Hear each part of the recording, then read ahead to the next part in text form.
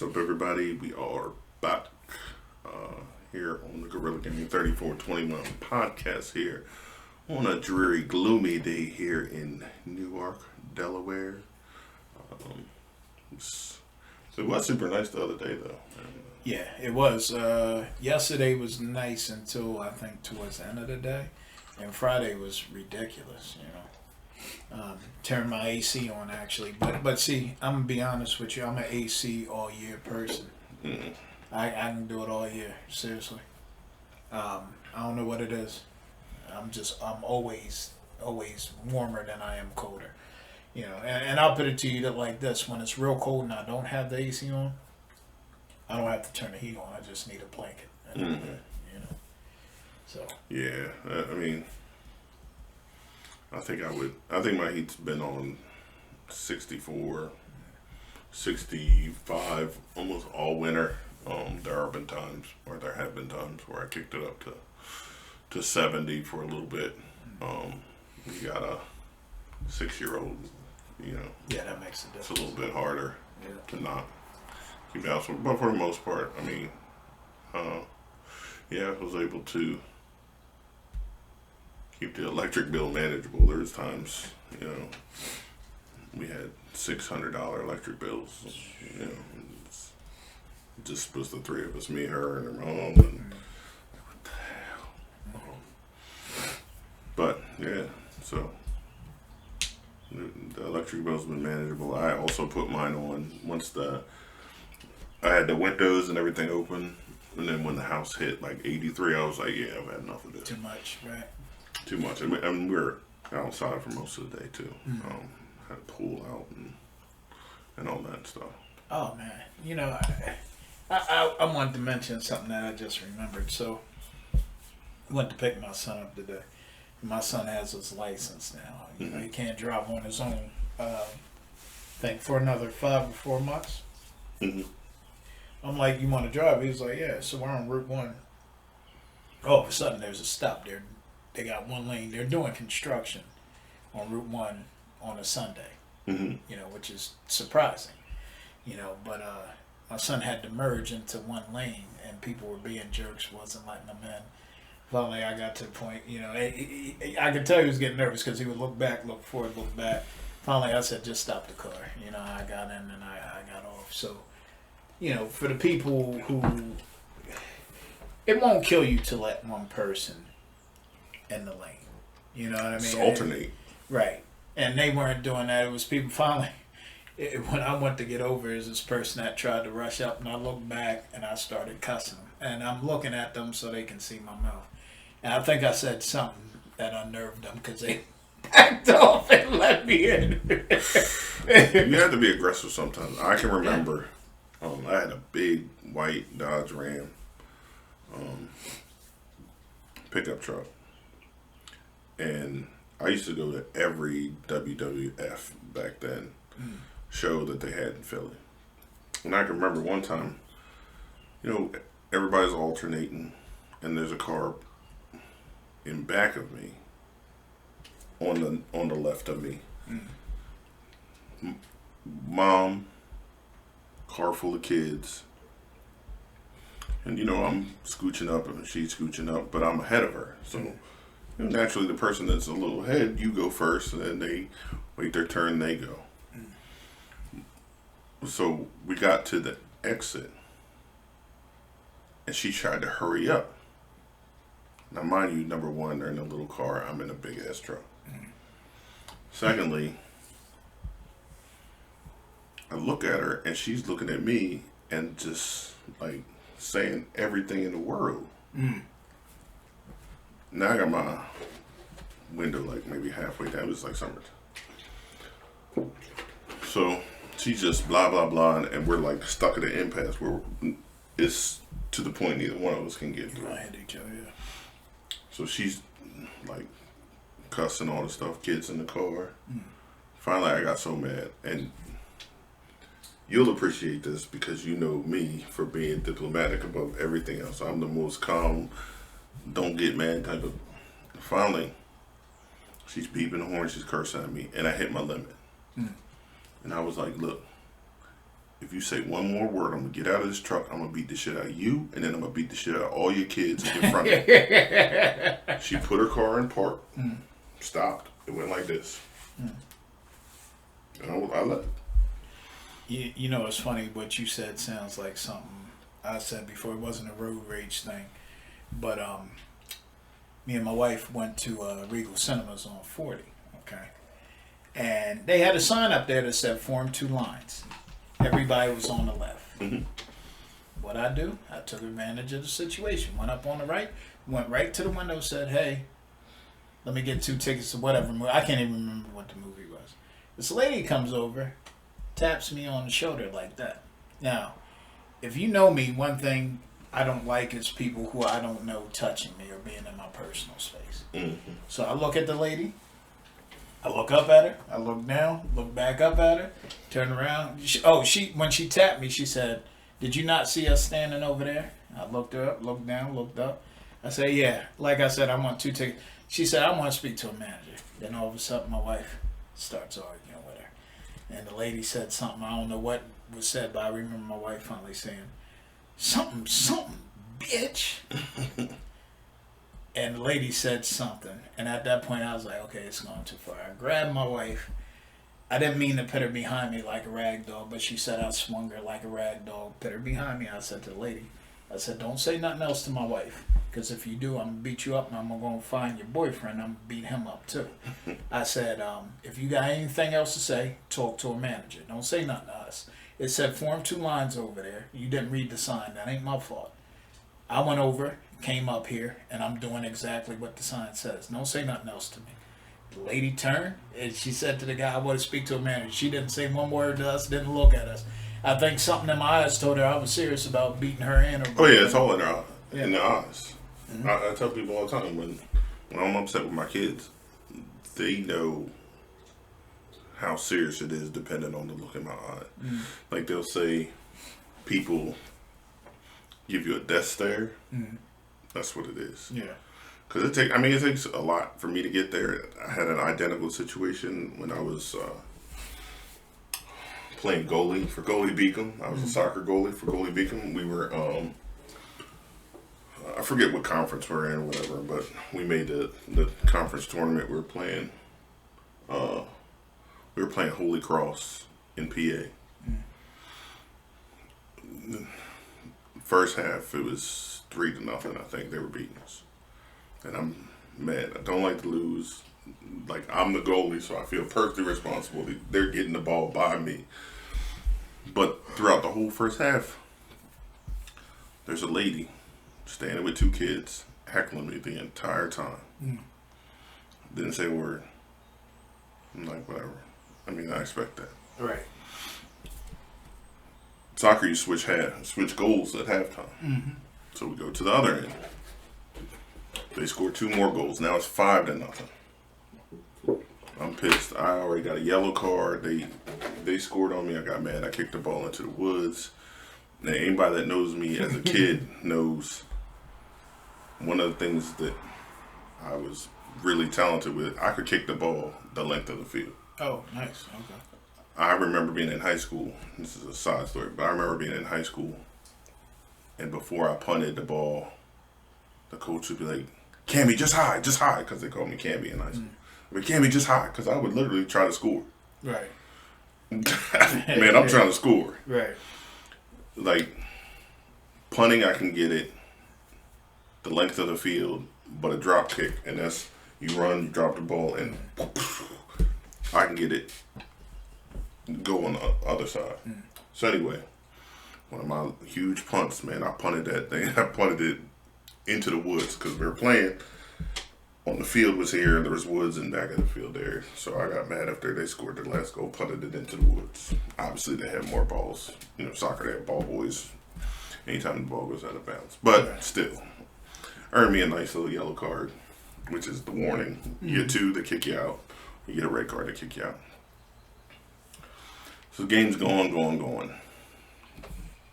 We're talking second half. This lady came to the goal that I was at when we switched goals and continued it, like heckling me, talking shit every time that the 2 times that they scored, Still had 2 kids with her. Finally, I just had enough. I walked off the field to where she was. She was standing next to the goalpost. I never forget it. I was still 6'1", whatever. I obviously wasn't this big. I was probably like 205, 215. So I was big. And it was a little ass lady.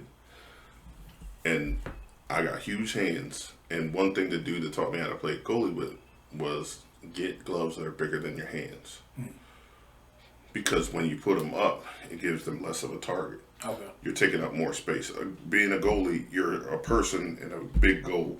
You want to take up as much space as possible. Okay. So I had huge gloves to go along with the big ass hand. I'll never forget. I put my glove. I pointed right down in her face and told her the same thing I told the lady at the wrestling thing. Say one more thing, I'm gonna beat the shit out of you right in front of these kids. Gone. Took off. Right. Rolled. Bounced. Lose the game. Out of the playoff, whatever. And then get on the bus to go home. And our coach gets on. It was the coach. Both coaches get on. And they come to where I am. And now I'm like Michael Jordan. I hate to lose, so I'm already fuming mad. I got to sit on this bus an hour and a half back to get back to school.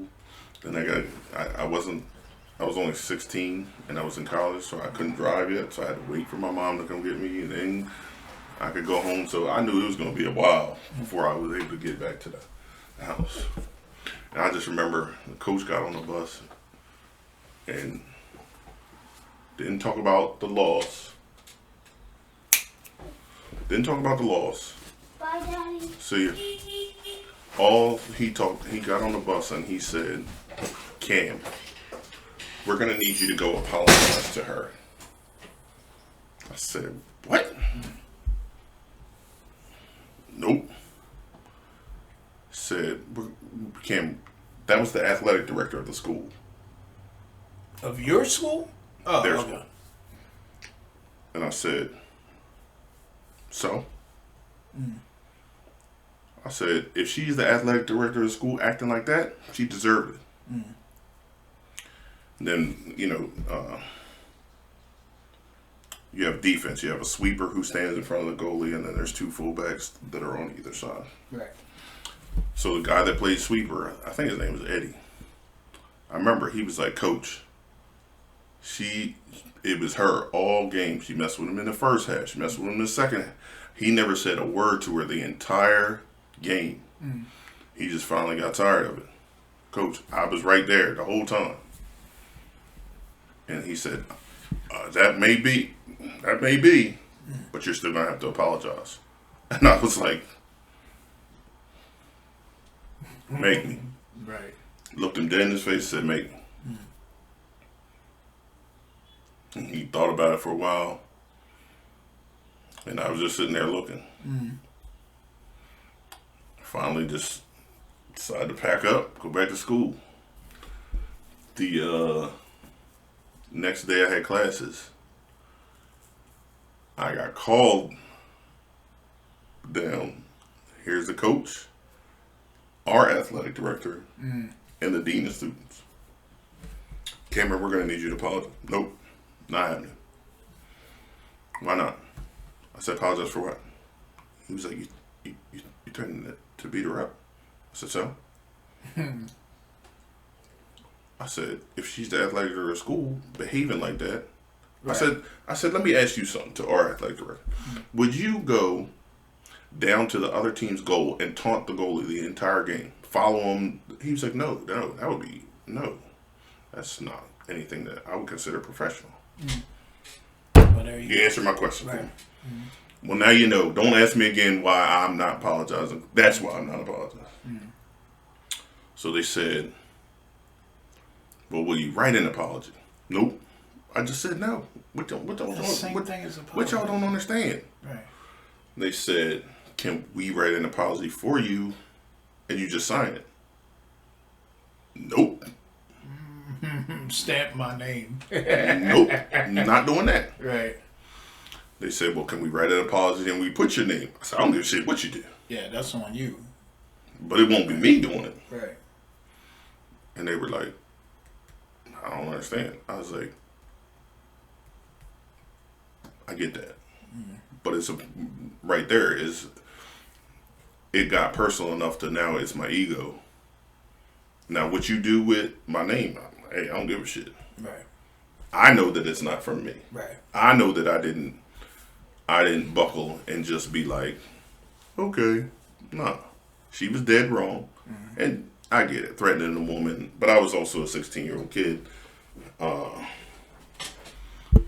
Nor was I legitimately going to do it. But I made her believe I was going to. And that's all I was, that was my goal. The whole thing was getting her to shut up. That was my goal. And the same thing with the lady. It's not even that. It's, you don't know who the fuck you're dealing with. So don't push your luck. Because you never know who you're dealing with. You might be dealing with somebody who's a little bit crazy. Right. Like, I don't treat people like I've said this a million times on our podcast. I'm a big ass dude. I'm 6'3". I could be a bully. I could have always been a bully when I was a kid. Well, not even when I was a kid. From the time I started getting big, around 14, 15, I could have been a bully. I could have been a neighborhood bully. It's just, no. For what? I've always been known as the quiet kid. So don't bully me. Right. Like, if you bully me and you just gonna get whatever you get back, that's just the way it is. But this coming from the guy who seen me at the mall. I'm walking through the mall, I didn't even see him. And somebody pushes me. Now, I'm not a small guy myself. But this person actually moved me. And the first thing was like, oh, I'm about to kill somebody. I turn around and I see my big buddy over here. And I was honestly relieved because the way he pushed me, I was like, I'm gonna have to hurt. I'm gonna have to hurt this person. Have to go all in on this. I was ready to go, and his cousin's sitting over there. I slapped him 5 after I realized who it was. It took me a second to kind of come down because I'm like, yo, who just pushed me? And finally, his cousin said, man, the look on your face, man. I don't know what I look like. I must have looked like pure evil, but, I think I was laughing. Yeah, you were laughing, and it was funny, but it was like, if I didn't know who you were, it wouldn't have been funny. You know what I mean? It was like... I'm notorious for doing stuff and not knowing my own strength. Like, I think I'm just like, it was almost like, if we were playing basketball and I was hand checking you, and I went like that. Yeah, and it was a good push. Yeah, for some reason, it just came off. It was like, what the fuck, Like, who the fuck just moved me? It's like I was trying to move one of those pallets of corrugated. It's like, who, But, of course, it's completely funny now. But this guy talking about the quiet guy don't bully nobody. Yeah, but I mean, that's not... I know you're not like that. And anybody... It's easy to make that assumption with you, too. And that's the sad thing. Like, I'm more angry than he is. Yeah, I get judged on my appearance before anybody even knows or even attempts to know my personality, and that sucks. I'll tell you, I recently had an interview. It's virtual, right? So we do everything on a computer. There's 3 different people. Now, I talked to my manager before the interview, obviously, and I have a deep voice, so it comes off a little bit. Or it can come off a little bit intimidating. Or, oh, he's an angry guy. So my manager's like, and I told her that was one of my fears. I was like, these people don't know me. I don't want to come across as the big scary guy with the deep voice and blah, blah, blah. And she was like, well, just smile, Cam. Just smile. They'll love you. Whatever. So I went into the interview almost like trying to disarm them by smiling and trying to be like, just... all this other stuff. And the feedback that she gave my manager was he was smiling the whole time, didn't look like he was taking it serious. And I was like, what in the hell? I can't win for losing. Like, I don't get it. That's why I hate doing interviews. Like, I walk in the room, and at Amazon, when we worked in the building, I would go into interview for loss prevention or something like that, especially loss prevention. That's literally the only job I really wanted when I worked there. Yeah, but it might have worked out better because I heard loss prevention is one of the easiest ways to get fired from there. I don't know what it is. That's because they let people skip out. Gotcha. Okay. But so I interviewed multiple times, and these loss prevention guys are usually like military-ish guys. Yes. And you walk in there and you're bigger than them, and you shake their hand and their hand disappears, and they're trying to shake your hand all hard and crush it, and I'm like, dude, come on. That's one side note. I hate that shit. Don't test your strength against mine when we shake hands. It's just a fucking handshake. All you gotta do is do a little firm grip. That's it. Firm. Yeah. Legit, Mark. I shit you not. People take it as a challenge, shaking my hand, and I hate it. I can tell people I'm like, look, man. First off, if you want to do that, we can do that. Right. Right. But again, I'm not that type of person. What's funny is I feel my face when they do it. Like when they do it, I know my face goes. Right. Like into a really dude. But anyway, so you go into interviews in the building, and I'm bigger than everybody, and if you're pretty big, you're in the pick month, the floor shakes when you walk. I'm big enough that you feel me coming. The second, third floor. Second, third. You could feel me coming before you see me coming. But you walk into rooms and you're bigger and whatever. And I know. I'm like, oh shit, intimidated. Same with court. Every time I go into the courtroom, beard, big, grizzly bear. Yeah. I'm like, lost before I go in there. You know what's funny though? I gotta say, I know you said when you first met me, you kind of got a vibe from me or whatever. That's because I'm not the biggest smiler in the world or what have you. Almost instantly, I guess after we had a conversation, I knew that you were okay, that you were a decent person just from talking. You know what I mean? And I don't know if it was the first time we met that we had a real conversation or not. No, it was. So what happened was you guys got guested down. Yeah. And when you get guested to other departments in the building, I know what happens a lot of time is, number one, didn't want to go to begin with. Number two, the person you get sent down there can be a little bit like tyrannish and do this, do that, just do it, like that type of thing, which turns people off. Right. And I'm not like that at all. I'm not like that to this day. The teams that I've managed virtually, they're all like, yo, he's the most laid back. And that's what I try to convey even when you get guested down to the department. Right. Now, if you get guested down to the department and you start punching me, that's something else. That's gonna be something different. I didn't do that for y'all. No, that's an inside crazy story. But yeah, so that's why I was like, all right, like this dude, he's expecting me to be this asshole, and I just, all right, well, let me show him that's not what's going on here. We down here to chill, man. Ain't nobody trying to work hard. I'm not, you not, man. Look, let's get this shit done.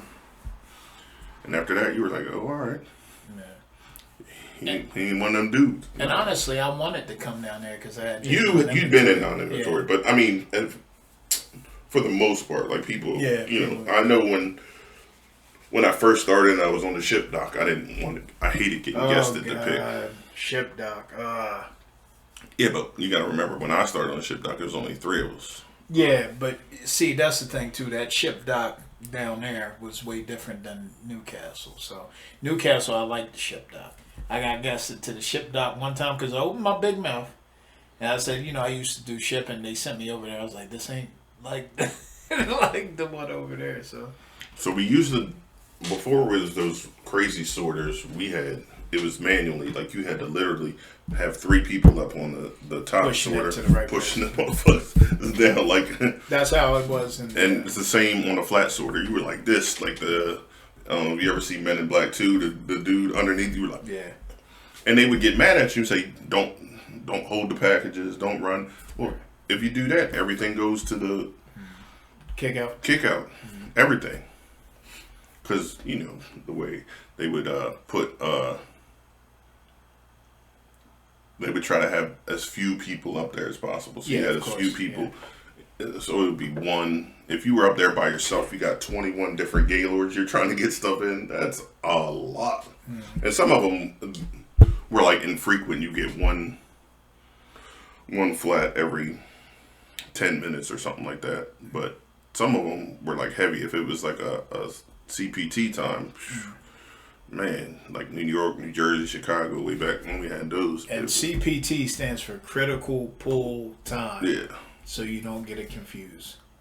Yeah. So yeah, it was rough, man. But still, Ship Dock was my home, so I didn't want to get guested anywhere. So that's my mentality when people got guested to work for me. I was like, I want to make sure that, hey, look, man, we gonna get this done, but ain't gonna be no slave driver up here. I ain't gonna talk shit and be.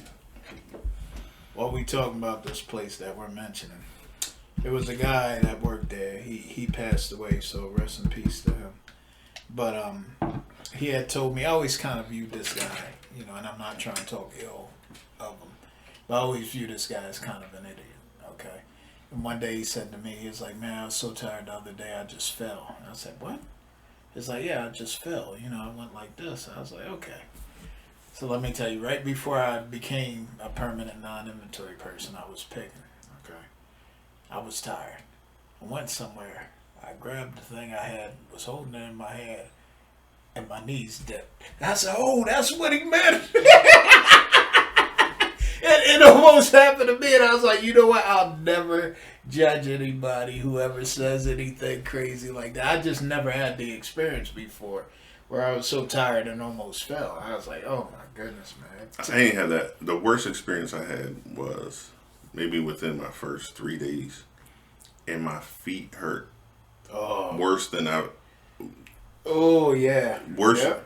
than they've ever felt in my life. Like, I didn't know if it was pain. I didn't know if it was pressure. I didn't know if it was stabbing. I didn't know if it was throbbing. I just didn't, like, feet were bleeding. Yeah. Like, I was like, what in the hell is going on here? But yeah, I saw people that would come in later on after me having the same issue. I'd be like, look, I was like, man, I remember them days. I was like, it goes away, but it ain't no fun. But yeah, that's the worst experience that I had was my feet. Bloody feet. And I ain't got good feet to begin with, so. Yeah, I went through pain with the feet too. And the funny thing, my son was a lot younger than, and he always, before I did my second run at the place that we do not speak of. That must not be named. When I went back there, they put me in the pick department. I had to start over again. Okay.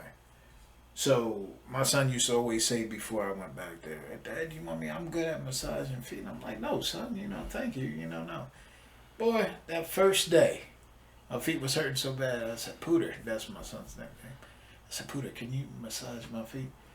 It was a worse pain and like relief at the same time, because it felt good that I was getting my feet massaged, but my feet hurt so bad you barely wanted them touched. I went out and got one of those massagers. Let you stick your feet in? Listen, man, I laid on the floor and let him do that. Mm-hmm.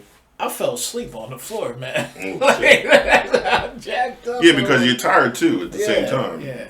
Right. It's a long shift. I honestly didn't know if I was going to be able to make it another day, let alone how long I was there, until I started driving out on the road. I remember having the same exact feeling. Yeah. I was like, I can't fucking walk.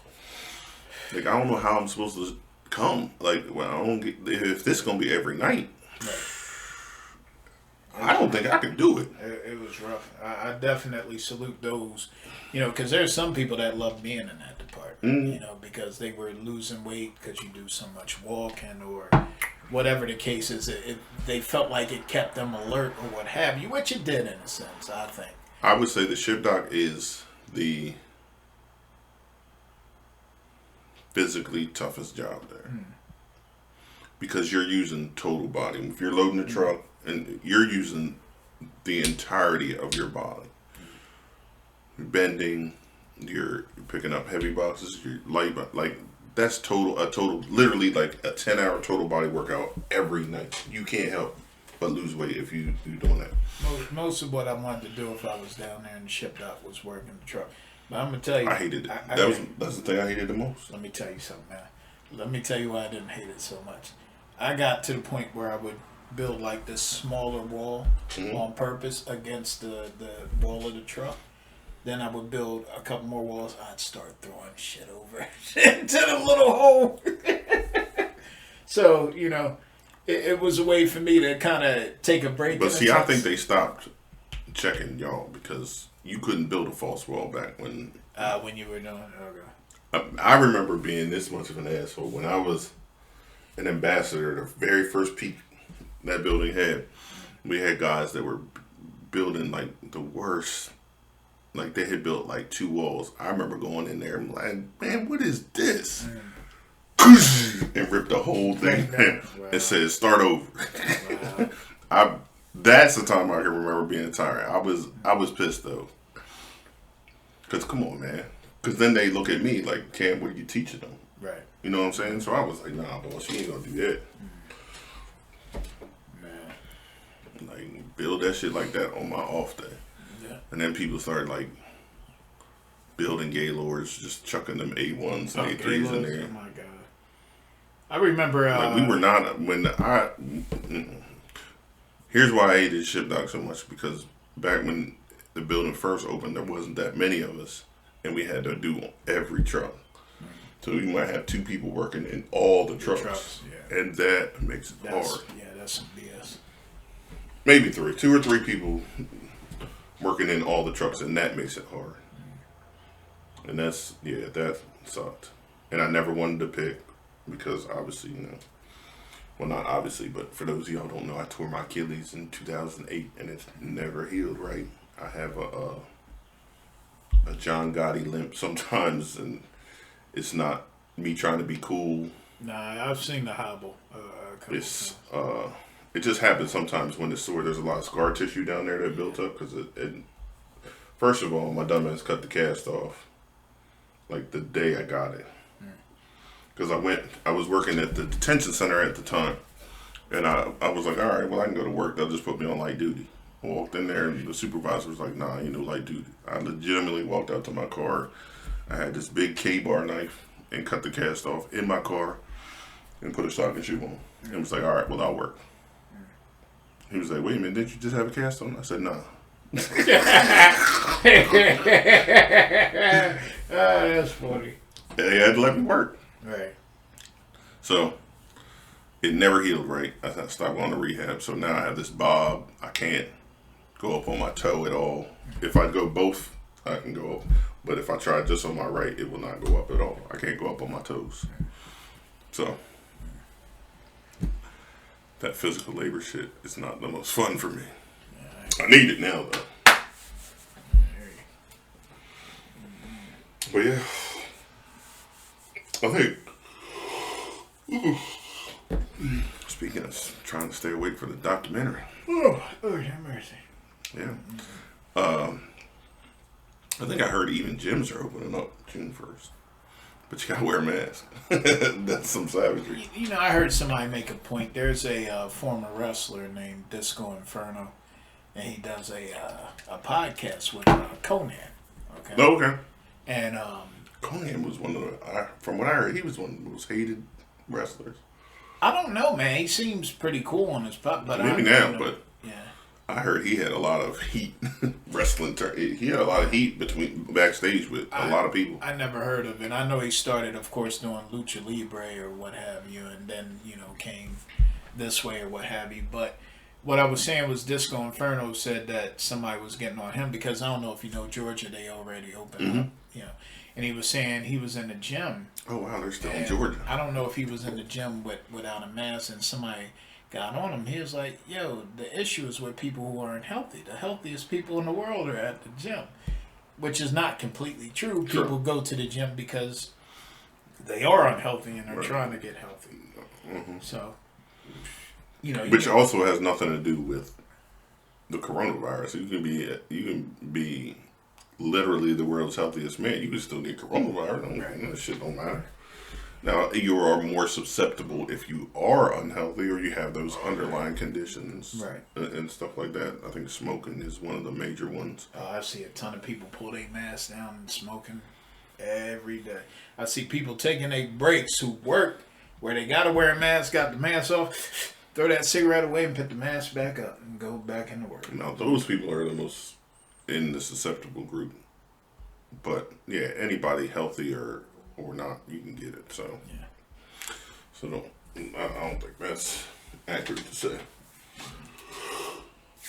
Well, that's interesting. Conan and Disco Inferno are still down in Georgia. They do a podcast together, and it's interesting. It's not. I listen to a lot of different wrestling podcasts because when I was younger, I was completely addicted to wrestling. So I like to hear these behind the scenes stories. See, A lot of times. Yeah. When you get a little bit older, you get less about the action. I want to know what was really going on. What was happening, and I tell you a real good one. You know, we usually don't do a ton of advertising for other podcasts on here, but a real good one, if you're in or was in the wrestling, is Something to Wrestle with Bruce Pritchard. Bruce Pritchard was Brother Love. He also was an executive behind the scenes for years. I think he did it up until 2008. Mm-hmm. He worked for the WWF or WWE twice. Wasn't his father like? No, his brother was a wrestler. I thought Tom Pritchard.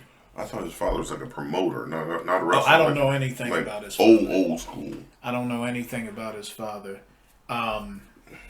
Just interesting to hear some of the stories. You know, Bruce, the one thing I like about him, if he doesn't know about it, he will say, I wasn't there, I don't know about it, here's the story. If he was there, he'll say, I was there, this is bullshit, this is what happened. And one of my favorite stories of all time is the Jacques Rougeau Dynamite Kid from the British Bulldogs story. Have you ever heard that one? No. Okay, so the British Bulldogs were terrible, terrible rippers. They ribbed everybody. And they're big and strong as fuck. Yeah, apparently get away with it. Dynamite Kid and Jacques Rougeau just always kind of got into it. And I guess it went on so much, Jacques Rougeau waited for him one day coming out of catering with a handful of coins. And when British Bulldog turned the corner, he hit him, knocked his teeth, all his front teeth out. And the British Bulldog didn't punk out and wasn't like, oh my God, or anything like that. Said he put his hands up to try to defend himself, and Jacques hit him again. Now, Jacques' brother, I think it's his brother, and maybe it was his kayfabe brother, his big brother. Ray, I think it's Ray. Raymond. He was a boxer in real life at one point, and he made sure nobody jumped in. He didn't jump in it. He just made sure Jacques finally got back, because the Dynamite Kid had beat Jacques up before or something like that. Ray's leg was messed up. And the Dynamite Kid said to him, Ray, I ain't going to attack you, but when your leg get better, come see me. So, you know, that's one of my favorite stories, because what I hear about Jacques now is that he was a bit of a troublemaker. Like, he might have not been as innocent as he looked in that situation.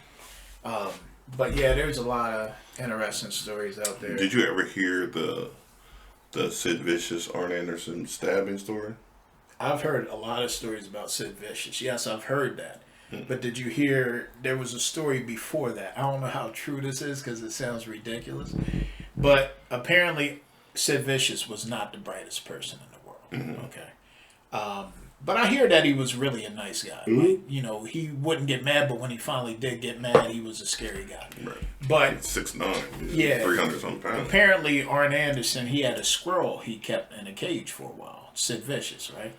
And Arn Anderson, not liking him, you know, and kind of messing with him, say, "Hey, Sid, I bet you." Well, the stories are Arn and Ole were extreme bullies. Yeah, well, Ole was a jerk. From what I've never heard anybody talk positive about Ole, but they're not actually brothers. You know that, right? Okay. So Arn had said to Sid Vicious, "I bet you can't keep that squirrel in your pants for 2 minutes." Well, Sid Vicious took the bet, and the squirrel tore him up. From my understanding, he had to get stitches and all that mess, you know. And that was already pre-lined. But what happened today with the Sid Vicious thing?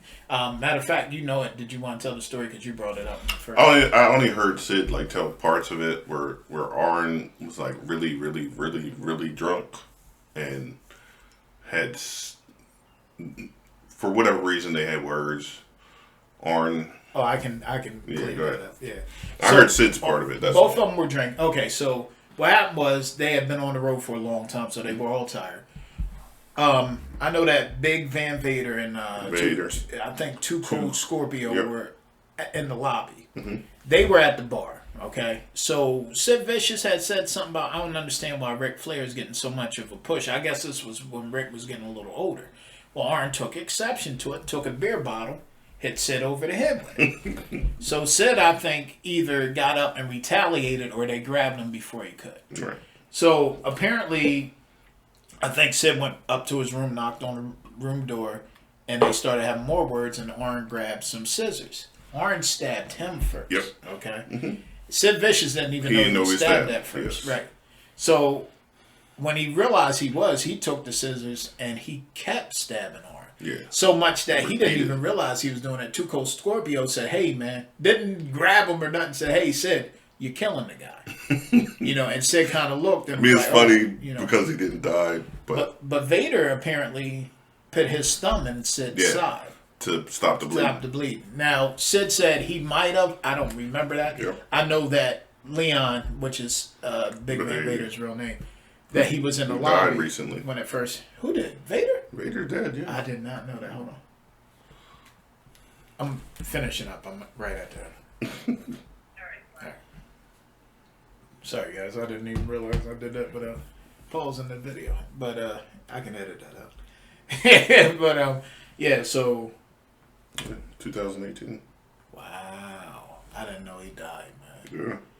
Yeah, he was one of my favorites too, man. He was really He good. was a big guy that could move. When he first came to WCW from New Japan with that helmet and the shoulder Oh things man, with that was the a good smoke, gimmick. that was awesome. The That was- elephant helmet, the Yeah. mastodon, I guess. That was Yeah, that was- intimidating and yes. scary. If you were a kid, you were like, "Oh my god, And who is apparently, this?" I hear different stories. I heard he was a tough guy in real life, and then I heard Paul Orndorff beat him with one arm because you remember Paul, when he got older, had like a stroke or something. One of his arms is smaller than the other or something. They said Paul beat him up with one hand.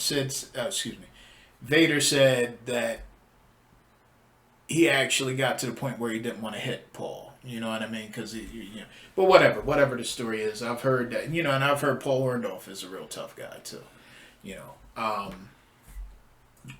Matter of fact, real quick, tough guys I've heard about in wrestling. Almost everybody from Minnesota. Rick Rude, Animal Hawk, Barry Dorso, Scott Norton. They all used to mouse at this bar called Mama B's in Minnesota.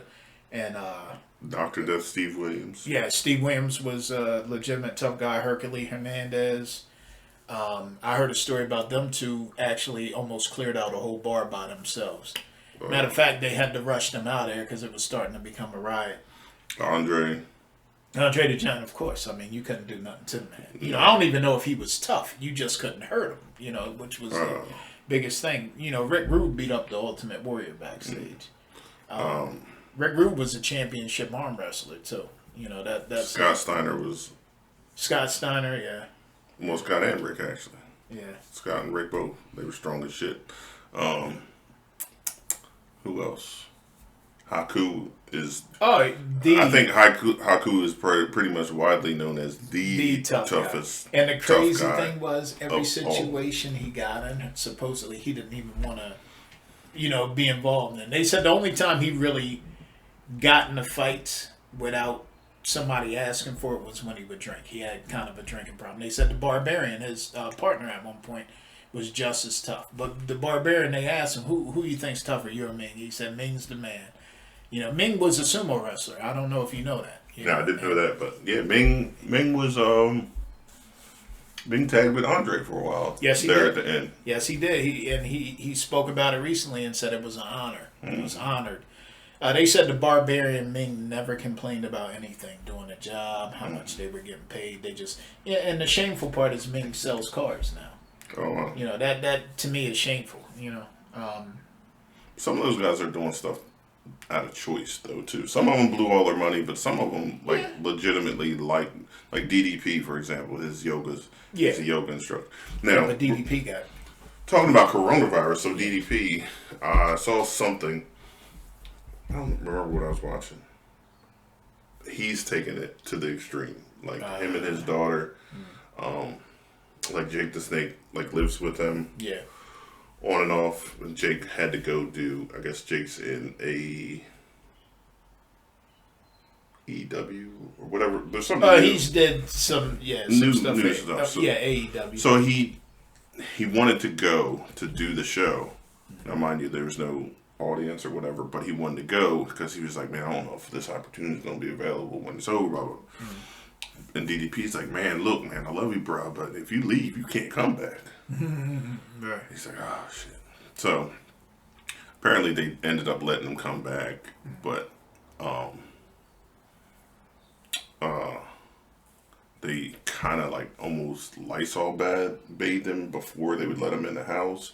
The bottom of his shoes, they sprayed with Lysol, wiped him down, like to the extreme. Like any packages that come to his house, they go straight to the garage without getting touched. And the daughter's out there with masks and gloves and everything, like hazmat suit, wiping the boxes down, wiping everything that's in the box.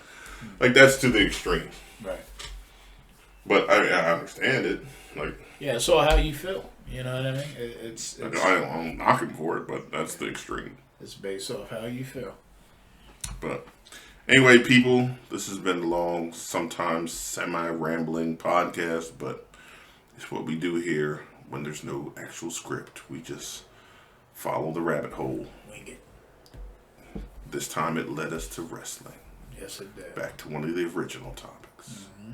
So, anyway, thank you for tuning in. Make sure you like, subscribe, hit the bell notification for updates. When these things get loaded, look on the channel. There'll be things other than the podcast. And yeah, we will see you next week. Peace.